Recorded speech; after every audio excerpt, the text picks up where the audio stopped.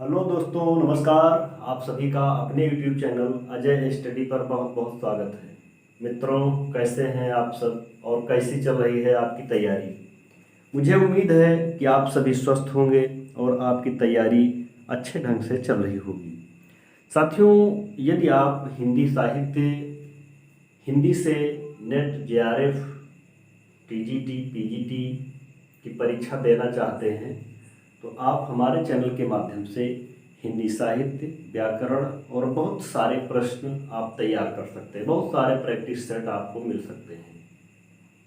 आज की जो हमारी क्लास है, इस क्लास में हम सब लोग हिंदी साहित्य के इतिहास से संबंधित कुछ प्रश्नों को देखेंगे और इस वीडियो में, इस क्लास में हमने उन्हीं प्रश्नों को शामिल किया है जो कि या तो कई बार परीक्षा में पूछे गए हैं और या फिर परीक्षा में पूछे जाने की प्रबल संभावना है। ऐसे ही प्रश्नों को आज की इस वीडियो में शामिल किया गया है और हम बात करते हैं हिंदी साहित्य के इतिहास से। जो इतिहास लेखन की परंपरा चली है, वो इतिहास लेखन की परंपरा आखिर कहाँ से शुरू हुई है, किसने इसकी शुरुआत की है और किस भाषा से शुरुआत की है। हम सभी प्रश्नों को, सभी इतिहास को बारी बारी से देखेंगे और जो कुछ भी इनके विषय में डिटेल करने वाला है, जो कुछ भी इनसे संबंधित बातें हैं, उन सभी बातों को भी हम लोग देखेंगे। इससे पहले देखिए, कहना चाहूँगा कि यदि आप हमारे चैनल पर नए हैं, अभी तक हमारे चैनल को सब्सक्राइब नहीं किया है, तो प्लीज़ आप सब्सक्राइब कर लीजिएगा और दबा दीजिएगा बेल आइकन, ताकि आपको इसी तरीके की हर नोटिफिकेशन और हर वीडियो पहुंच जाए, सबसे पहले आप तक सबसे पहले पहुंच सके। तो आइए बिना देरी किए हुए क्लास को शुरू करते हैं। वीडियो को स्किप नहीं करना है, क्लास पूरी देखना है, तभी आप अच्छे से समझ पाएंगे। और ये मत सोचिएगा कि इसमें हमारे काम की चीज़ नहीं है, क्योंकि ये आपके लिए बहुत ही महत्वपूर्ण है। आज हम हिंदी साहित्य के इतिहास से संबंधित प्रश्नों के विषय में चर्चा करेंगे। देखिए, जब हिंदी साहित्य का इतिहास लिखा जाने लगा, लेखन परंपरा, काल विभाजन की परंपरा जब शुरू हुई, तो सबसे पहले ये कदम किसने उठाया?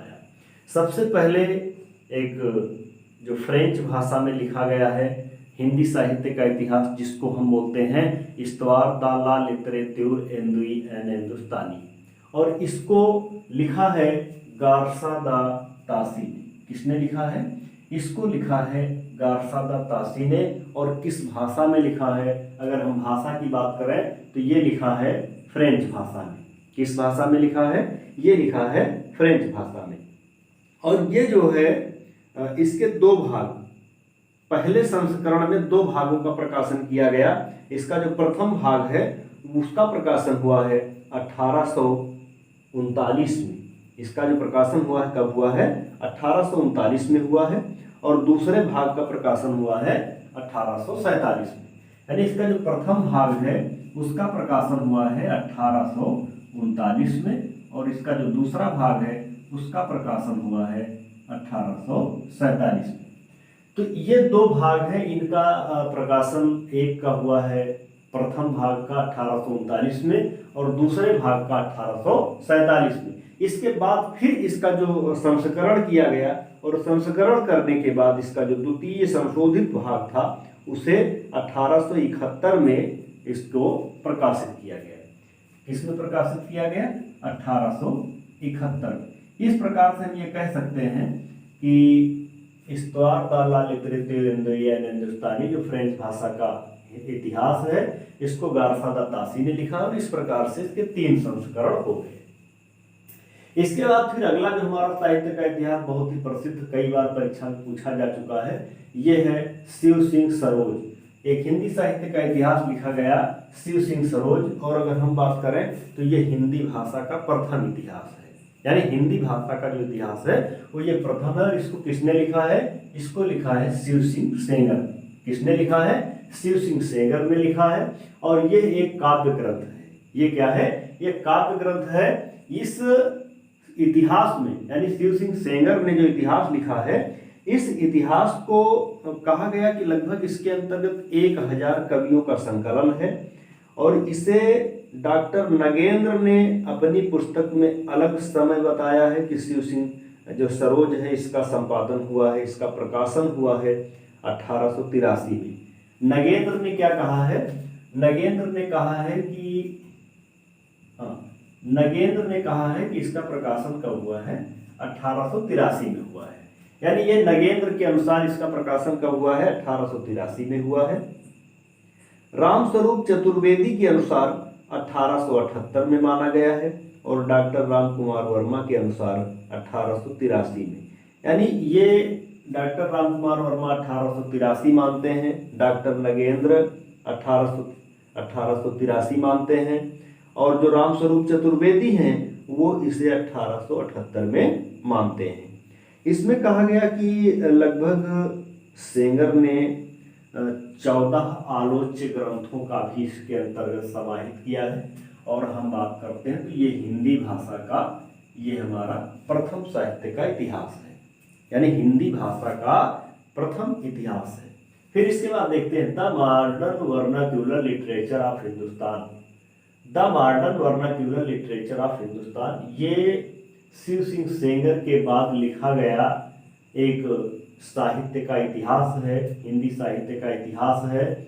और ये जो है इसको किसने लिखा है, इसको लिखा है जॉर्ज ए ग्रियर्सन ने। किसने लिखा है, जॉर्ज ए ग्रियर्सन ने लिखा है। क्या लिखा है, the modern vernacular literature of Hindustan.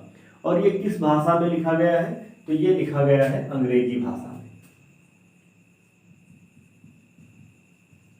किस भाषा में लिखा गया है, तो ये लिखा गया है अंग्रेजी भाषा। किस भाषा में लिखा गया, ये लिखा गया है अंग्रेजी भाषा में। और अगर हम बात करें कि इसके जो प्रकाशन का समय है, कुछ इतिहासकार इसको 1888 में मानते हैं और कुछ इसे मानते हैं 1889 में।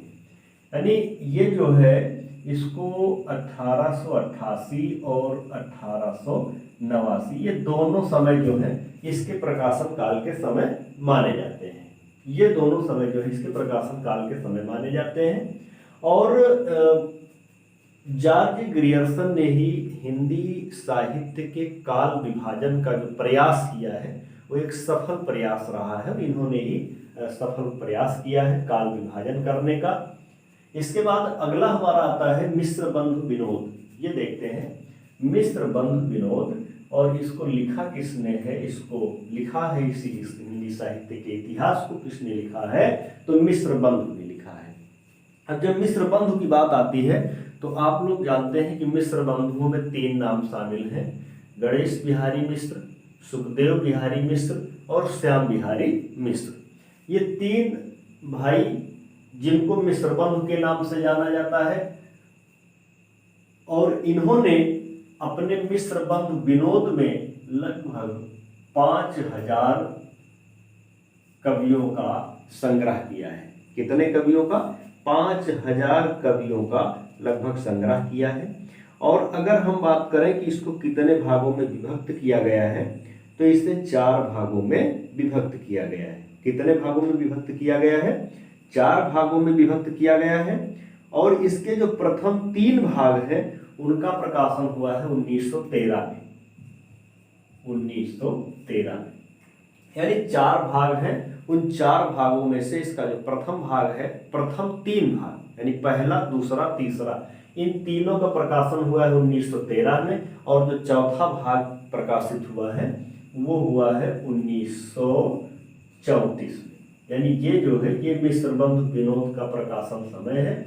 इसमें पहला, दूसरा और तीसरा ये जो है ये इसके प्रकाशन के हैं। और ये चौथा जो है ये 1934 में, यानी चौथे से 34 और 13 से तीसरा या तीनों। ठीक है, इस तरीके से मिश्र बंधु विनोद को अगर बात करें तो ये 2 भाग हो गए और 4 भागों में विभाजित है, लेकिन प्रकाशन 2 बार हुआ। एक हुआ 1913 में और एक हुआ 1934 में। फिर हिंदी साहित्य का इतिहास, जो कि हिंदी साहित्य में बहुत ही प्रसिद्ध है, बहुत ही मशहूर है। और हिंदी साहित्य का इतिहास लिखा किसने है, तो इसको लिखा है आचार्य रामचंद्र शुक्ल ने। किसने लिखा है, आचार्य रामचंद्र शुक्ल ने लिखा है। और इसी हिंदी साहित्य को जो इतिहास है इसका जो समय है वो है 1829।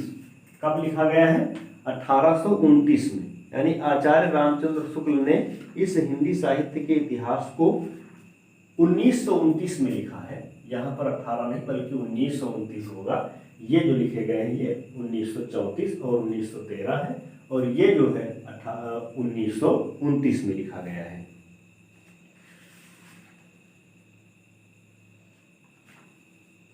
अब ये सबसे पहले आचार्य रामचंद्र शुक्ल ने क्या किया है कि इसको हिंदी शब्द सागर, जो एक हमारी काशी नागरी प्रचारणी सभा थी, उस सभा से इसको प्रकाशित कराया है।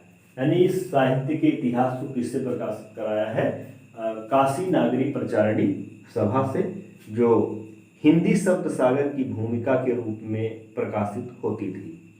इसके बाद फिर हमारा जो अगला ग्रंथ आता है वो है हिंदी साहित्य का आलोचनात्मक इतिहास। हिंदी साहित्य का आलोचनात्मक इतिहास यानी किसने किया है? रामकुमार वर्मा ने। ये लिखा है आलोचनात्मक इतिहास किसने लिखा है? रामकुमार वर्मा ने लिखा है। और ये कब लिखा गया है? तो ये लिखा गया है 1938 में। कब लिखा गया है? 1938 में। हिंदी साहित्य का आलोचनात्मक इतिहास जो है कब लिखा गया? 1938 में लिखा गया। फिर है हिंदी साहित्य का अतीत। हिंदी साहित्य का अतीत। हिंदी साहित्य का अतीत, इसको लिखा किसने है? विश्वनाथ प्रसाद मिश्र ने लिखा है। किसने लिखा है? विश्वनाथ प्रसाद मिश्र ने लिखा है। और इसे 2 खंडों में विभाजित किया गया है। यानी इसको लिखा किसने है? विश्वनाथ प्रसाद मिश्र ने लिखा है। इसको 2 खंडों में विभाजित किया गया है। कितने खंडों में? 2 खंडों में। एक का प्रकाशन हुआ है 1959 में और दूसरे का प्रकाशन हुआ है 1960 में। 2 खंड हो गए, तो एक खंड का प्रकाशन 1959 में हो गया और दूसरे खंड का प्रकाशन हो गया 1960 में। इस तरीके से ये तरह हिंदी साहित्य का इतिहास हो गया। आगे देखते हैं। आपको बीच में छोड़कर जाना नहीं है, आप देखते रहें, और ये आपके बहुत काम की चीज़ है। बहुत अच्छे तरीके से इसको हमने यहाँ पर आपके सामने रखने का प्रयास किया है, तो स्किप नहीं करना है, आपको देखते रहना है। अगला हमारा जो है हिंदी साहित्य का आदिकाल। इसको किसने लिखा भाई? हजारी प्रसाद द्विवेदी ने। इसको किसने लिखा? डॉक्टर हजारी प्रसाद द्विवेदी ने लिखा है हिंदी साहित्य का आदिकाल। डॉक्टर हजारी प्रसाद द्विवेदी ने क्या लिखा है? हिंदी साहित्य का आदिकाल लिखा है। और ये जो है कब लिखा गया है? तो ये लिखा गया है 1952 में। यानी इसका जो प्रकाशन हुआ है कब हुआ है? 1952 में। इसका जो प्रकाशन समय है वो क्या है? 1952। ये सभी प्रकाशन समय है, यानी इनका जो प्रकाशन किया गया कब किया गया है? 1952 में किया गया है। अगला इतिहास हम देखते हैं। अगला इतिहास है हिंदी साहित्य का इतिहास। यानी एक बार हिंदी साहित्य का इतिहास आचार्य रामचंद्र शुक्ल ने लिखा था, और दूसरी बार हिंदी साहित्य का इतिहास किसने लिखा है? डॉक्टर नगेंद्र ने। दूसरी बार किसने लिखा है? डॉक्टर नगेंद्र ने। हिंदी साहित्य का जो इतिहास है इसको किसने लिखा है? डॉक्टर नगेंद्र ने लिखा है। और इसका जो संपादन समय है वो है 1973। क्या है? 1973 में इसका संपादन किया गया।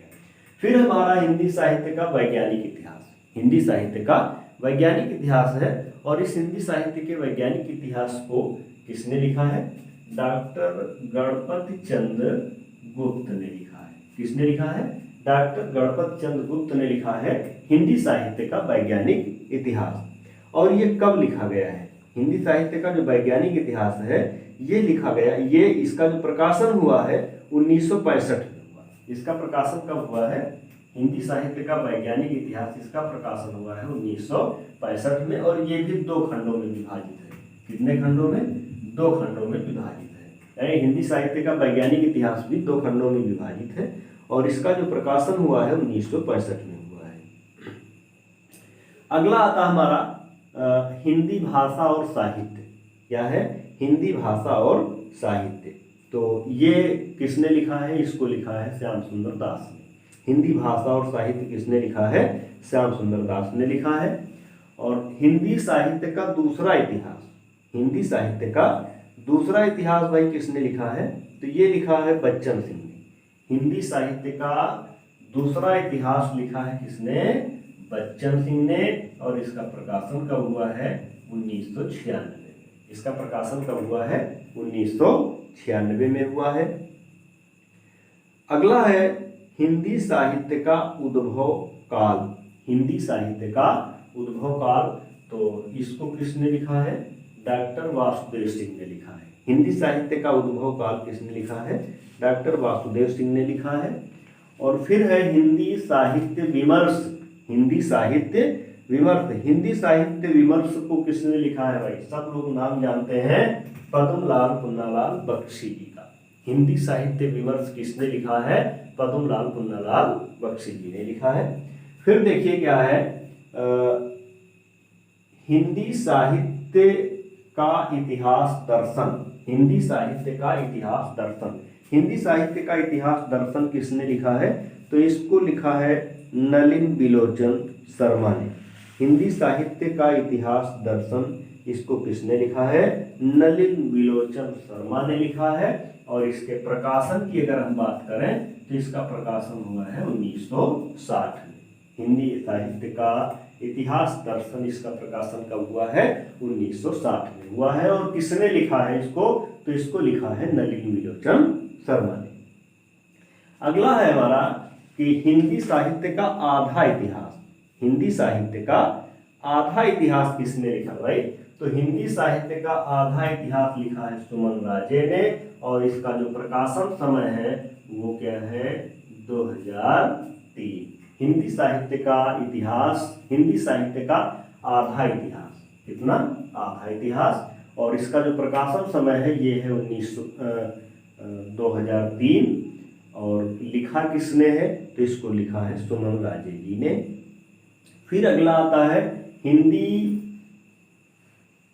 का काव्य शास्त्र या हिंदी काव्य शास्त्र का इतिहास।